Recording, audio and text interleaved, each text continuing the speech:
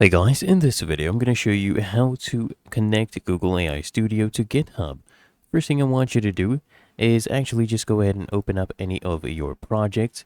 So I have one right here that I had built. So if I come here to build, you'll see I had created a calculator app.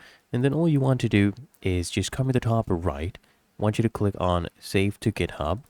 And then it'll ask you to sign into GitHub to continue. We'll open up this pop-up. And all you can go ahead and do is just go ahead and continue with Google, or of course you can sign in with your email and password. I'll use this Google account right here, so go ahead and continue right there. And as you can see, we just need to install and authorize Google AI Studio for GitHub. And then we just come down here.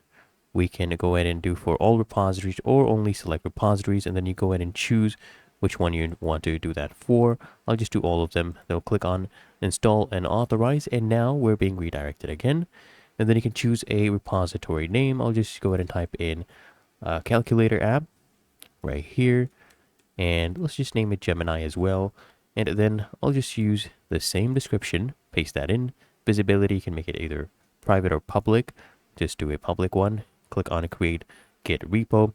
And then it'll go ahead and sync your changes, and they'll go ahead and start creating your repository. As you can see, the process is currently happening, and now it is loading the file differences.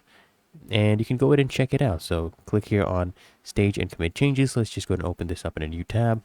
Stage and commit the changes. It is syncing our changes, and everything is now being uploaded. No more changes to commit. So we can come back here right now. It's uploaded README. Let's refresh. Everything, as you can see, has been uploaded. And there you go. That is how to connect Google AI Studio to GitHub. Found this helpful? Make sure you smash the like button. Subscribe to Quick Fix